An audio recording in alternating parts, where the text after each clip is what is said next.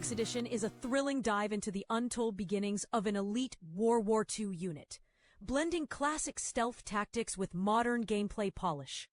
You command 6 legendary specialists across dangerous missions, from icy tundras to sun-scorched deserts, using brains, brawn, and a little borrowed time. The Deluxe Edition adds nostalgic legacy skins, a symphonic soundtrack, and even a 3D printable Green Beret bust, because obviously, your shelf needed more tactical swagger.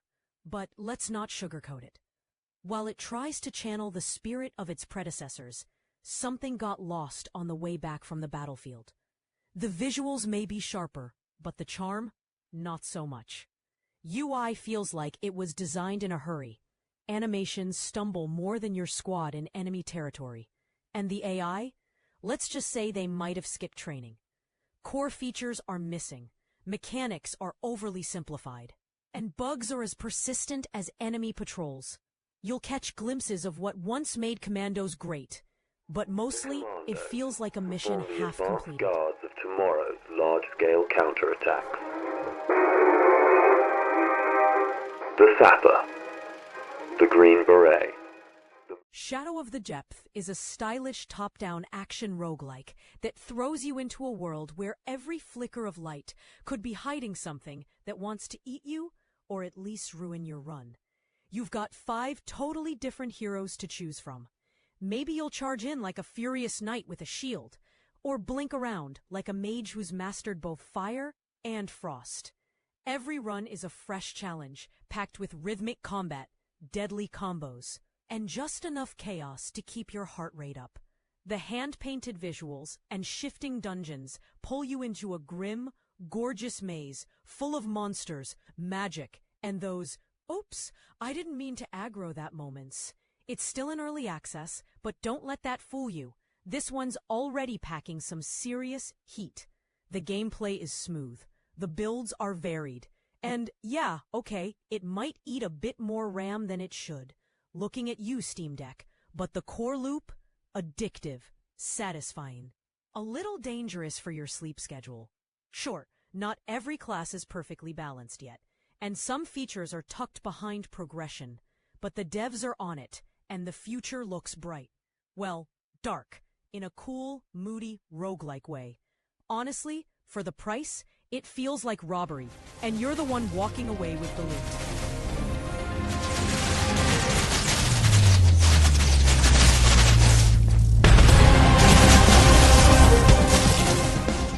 Into the Dead, Our Darkest Days is a gritty, side-scrolling survival game set in a sweltering, zombie-infested 1980s Texas. You guide a fragile group of survivors through crumbling neighborhoods, scavenging supplies, crafting weapons, and upgrading shelters that feel about as secure as a screen door in a hurricane. Every decision matters. Slip up, and it's broken bones, haunted dreams, or worse. And just when you think the dead are your biggest problem, the living remind you they've got sharper teeth. Blending stealth and survival in tense 2.5D gameplay, this isn't just another undead stroll. There's only one save slot, no difficulty options. Permadeath lurking in every corner. You'll be rewarded for thinking ahead and punished for rushing in basically. Patience is your new best friend. Dynamic shelter relocation keeps things from going stale, while retro art and unique survivor duos bring unexpected charm.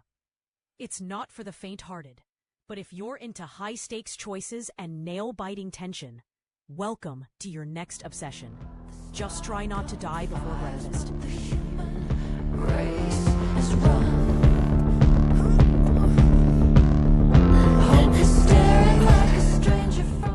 Gedonia 2 is a thrilling return to a world where every choice matters and every corner hides a new surprise. Now with cooperative multiplayer, up to 4 of you can team up to tackle quests, craft epic gear, and discover just how chaotic teamwork can get. The revamped character system lets you create anything from a noble hero to a charming menace wielding a lightning staff. Yes, that's oddly specific. But that's the charm of the game. The world reacts to your every move, Crafting becomes an art, and quests don't just fill time, they tell stories. It's an open-world adventure that dares you to make bold choices. Just try not to set fire to the wrong village, okay? Early reactions show that while the graphics and character customization have gotten a polish, the movement and combat mechanics still feel a bit clunky. The world is bigger, with deeper character choices, and moments like helping a zombie serenade his girlfriend add unexpected fun. Yet pathing problems with minions and occasional bugs have frustrated some players. Despite these flaws, many are loving the freedom and potential, especially with multiplayer still being explored. Gedonia 2 is definitely a step forward, but like any early access game, it'll take patience to fully experience its wild world.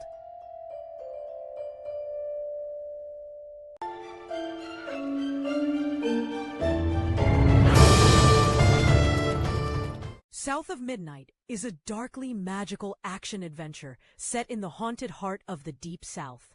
You are Hazel, a newly awakened weaver with a magical needle and a serious stitching job ahead, both in spirit and in fabric.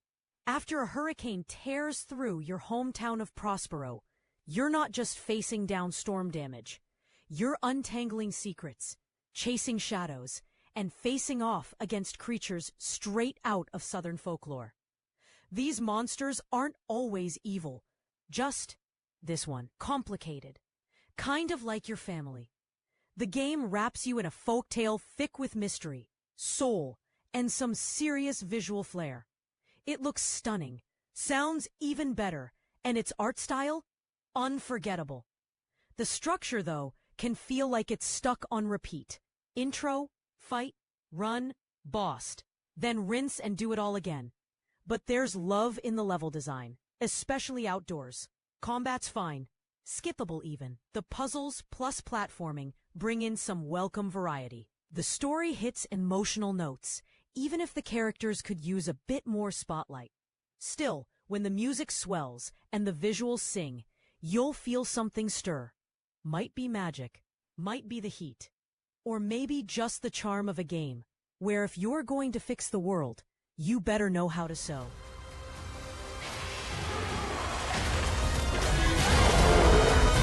I'll come back. You better. I gotta know how this tale of Hazel ends. Lights and Shadow Life is a live-action interactive movie game that plunges you into a world of romance, campus life, and cutthroat business. You step into the shoes of Shen Hao, a young man juggling rivalry, challenges, and the chance to build lasting relationships. Your decisions shape your career, love life, and friendships, with dozens of possible endings. The cinematic experience, shot in stunning 1080p 2K resolution, immerses you in the world of live streaming, e-commerce, and stock trading. Will you rise in business, or find love, or maybe both?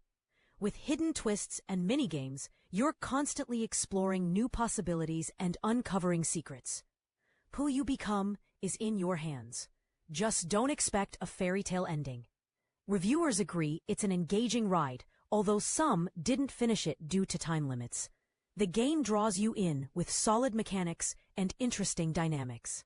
It's perfect for quick, enjoyable sessions with intuitive controls and fluid progression.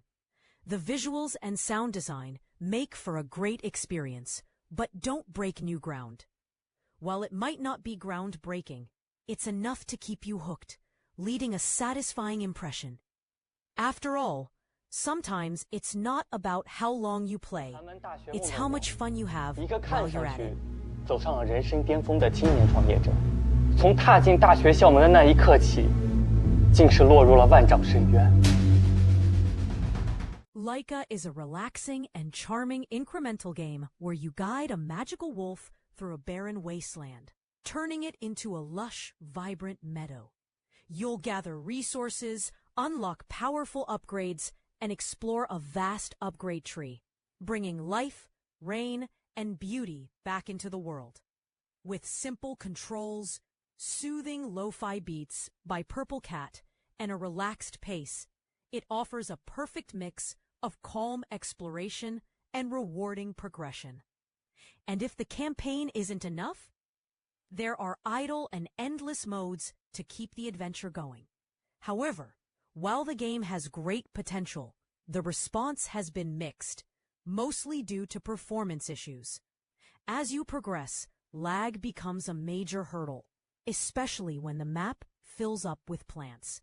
Even on high-end devices, the frame rate struggles, and the game can feel nearly unplayable on lower-spec devices.